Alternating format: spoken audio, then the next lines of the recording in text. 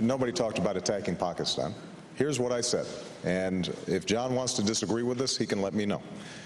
That if the United States has al-Qaeda, bin Laden, top-level lieutenants in our sights, and Pakistan is unable or unwilling to act, then we should take them out. Now, I think that's the right strategy. I think that's the right policy. And John, you're absolutely right that presidents have to be prudent in what they say. But coming from you, who in the past have threatened extinction for North Korea and sung songs about bombing Iran, I don't know how credible that is. I think this is the right strategy. Now, Senator McCain is also right that it's difficult. This is not an easy situation. You've got cross-border attacks against U.S. troops. And we've got a choice. We could allow our troops to just be on the defensive and absorb those blows again and again and again if Pakistan is unwilling to cooperate, or we have to start making some decisions. And the problem, John, with the strategy that's been pursued was that for 10 years we coddled Musharraf, we alienated the Pakistani population because we were anti-democratic. We had a 20th century mindset that basically said, well, he may be a dictator, but he's our dictator. And as a consequence, we lost legitimacy in Pakistan. We spent $10 billion. And in the meantime, they weren't going after al-Qaeda, and they are more powerful now than any time since we began the war in Afghanistan. That's going to change when I'm president of the United States. I don't think that Senator Obama understands that there was a failed state in Pakistan when Musharraf came to power. Everybody who was around then and had been there and knew about it knew that it was a failed state. But let me tell you, this business about bombing Iran and all that, let me tell you my record. Back in 1983, when I was a brand new United States congressman, the person I admired the most and still admire the most, Ronald Reagan, wanted to send Marines into Lebanon. And I saw that, and I saw the situation. And I stood up and I voted against that because I was afraid that they couldn't make peace in a place where 300 or 400 or several hundred Marines would make a difference. Tragically, I was right. Nearly 300 Marines lost their lives in the bombing of the barracks. And then we had Somalia. Then we had the first Gulf War. I supported that. I supported us going into Bosnia when a number of my own party and colleagues was against that operation in Bosnia. That was the right thing to do, to stop genocide and to preserve what was necessary inside of Europe. I supported what we did in Kosovo. I supported it because ethnic cleansing and genocide was taking place there. And I have a record. And Somalia, I opposed that we should turn the force in Somalia from a peacekeeping force into a peacemaking force, which they were not capable of. So I have a record.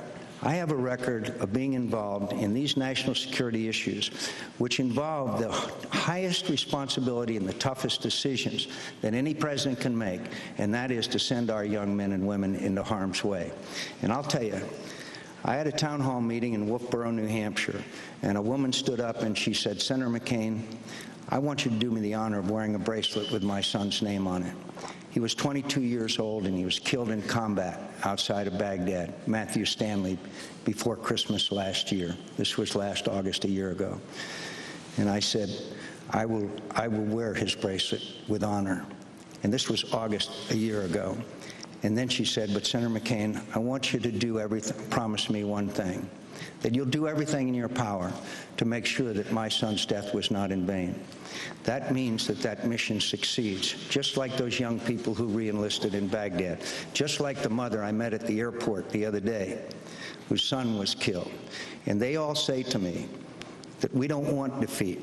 I know what it's like when an army is defeated. A war that I was in, where we had an army that it wasn't through any fault of their own, but they were defeated, and I know how hard it is for an army and a military to recover from that. We did, and we will win this one, and we won't come home in defeat and dishonor and probably have to go back if we fail. Jim, let me just make a point. I've got a bracelet too, from Sergeant from the mother of Sergeant Ryan David Jopek, given to me in Green Bay. And she asked me, can you please make sure that another mother's not going through what I'm going through? No U.S. soldier ever dies in vain, because they are carrying out the missions of their commander-in-chief. And we honor all the service that they've provided. And our troops have performed brilliantly. The question is, for the next president, are we making good judgments about how to keep America safe, precisely because sending our military into battle is such an enormous step? And the point that I originally made is that we took our eye off Afghanistan. We took our eye off the folks who perpetrated 9/11. They are still sending out videotapes. And Senator McCain, nobody's talking about defeat in Iraq, but I have to say that we are having enormous problems in Afghanistan because of that decision.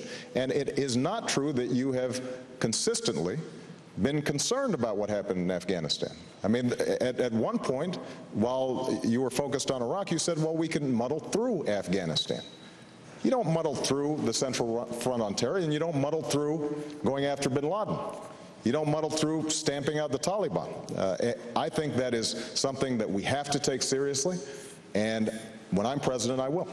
You might think that with that kind of concern that Senator Obama would have gone to Afghanistan, particularly given his responsibilities as the subcommittee chairman. And by the way, when I'm subcommittee chairman, we take up the issues under my subcommittee. But the important thing is, I've visited Afghanistan, and I've traveled to Waziristan, and I've traveled to these places, and I know what our security requirements are, and I know what our needs are.